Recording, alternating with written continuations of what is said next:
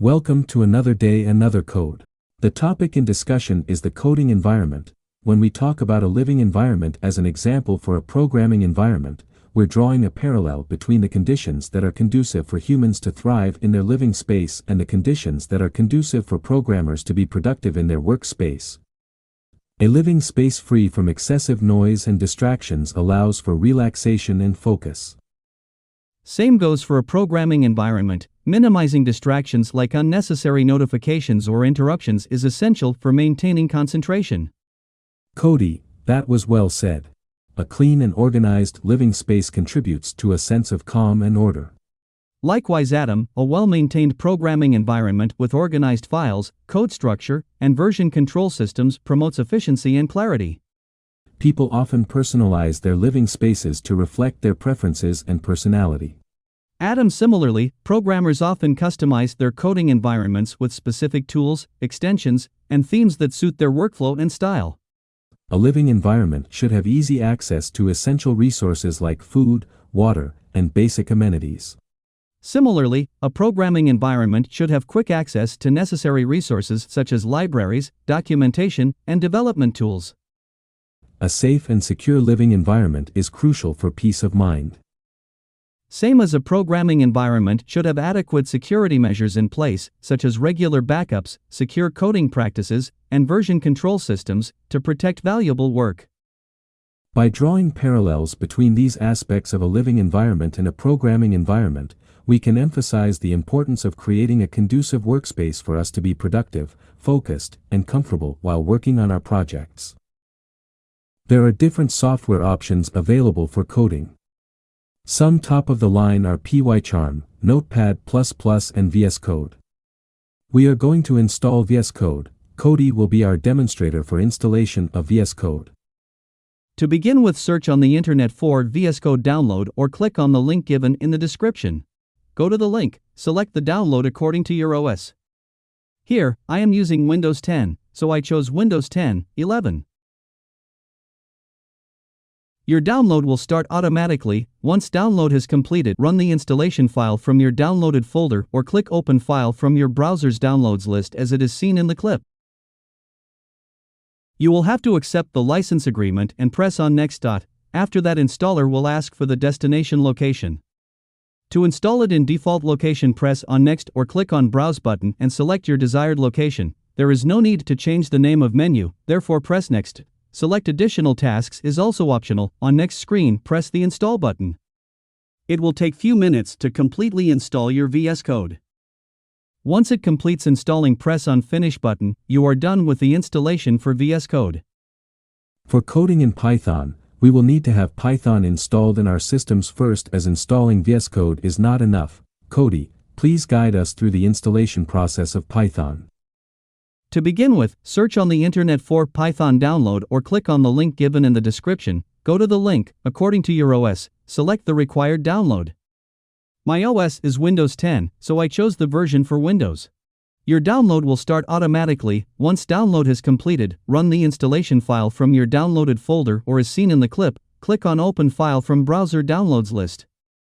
To make Python easily available, you will have to follow few easy steps. Firstly, check the box for add python.exe to path. As shown in the clip, if you want to change installation path, click Customize Installation, but my recommendation is selecting Install Now. After installation is done, you will see the screen in which it will ask you for one last option. If you use long paths, you can disable path length limit. Now you are done with installing Python, press Close. Thank you, Cody. Now to check if we have a working Python, I am using Windows. I will open command prompt through Run command. For the Run command, use the shortcut keys. Simultaneously, hold down on Windows logo button and press R button, type CMD and press Enter or click OK. Now command prompt window is accessible. Type Python and press Enter button will run Python shell. This confirms the Python installation is successful. To exit Python shell, type quit, start and closed parentheses, and press Enter. Adam, why did you use the start and closed parentheses after quit? Cody, that is because quit is a function from the Python itself and we are calling the function here. This is the code inside quit function. It is okay if you don't understand what and how functions work for now. we will be covering all about functions later in upcoming videos soon. We talked about the environment at the start, how it plays a role in our lives and how a good software environment can help us in coding. This is how we make our VSCode environment according to our liking. These are called extensions. Extensions are available inside the VSCode through Visual Studio Marketplace. Cody, please guide us through the extension list of what is good for us to install. There are a lot of extensions out there, but here we will be installing only few out of them. The following is the list: AutoDocString, CodeRunner, ESLint, GitHistory, GitHub Codespaces, GitHub Copilot, GitHub Pull Request and Issues, Indent Rainbow, IntelliCode, IntelliCode API Usage Examples, iSort, Magic Python, MYPY Type Checker, NightOwl, PowerShell, Prettier Code Formatter, PyLance, PyLint, Python, Python Environment Manager, Python Indent, Python Path, Python Preview, StyleLint. Once these extensions are installed, you will see few changes visually. Few extensions help you while you are coding, like auto-completing the code and auto-indenting. Python is very strict about the indentation. Yes, Cody, this is true about Python. We will explain indentation in details in one of the upcoming videos. Python is Object-Oriented Programming or OOP's language. Object-Oriented Programming or OOPs refers to languages that use objects in programming. These objects are most of the time from other people's code, so we have to keep on installing packages to get access to the functions we need, every time all packages are not used. So for example, we install packages A and D for app 1 and after that we start working on app 2, which only need package B. Now what happens is we have previously installed packages A and D and now B is installed. To avoid unwanted packages to be installed, Python has a built-in function of making virtual environment.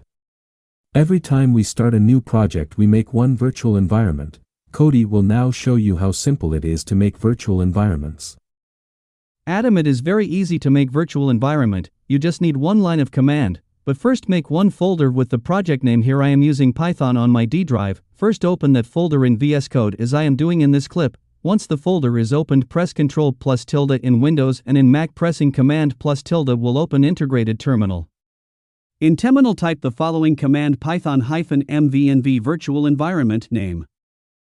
Here in the example I am using .adac-venv. It will take few minutes to create the virtual environment and you see the prompt again. On the left you can see the virtual environment name. Next step is to activate your newly created virtual environment by typing the following command in the terminal: /virtual environment name /scripts /activate.ps1. Remember to type script with capital S and activate with capital A. If it is Linux, then just activate. If you are using command prompt cmd.exe, then use activate.bat.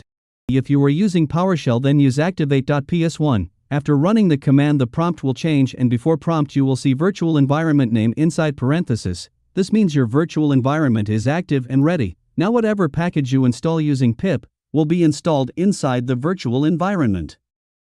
You can make as many virtual environment you like, but remember only one per project.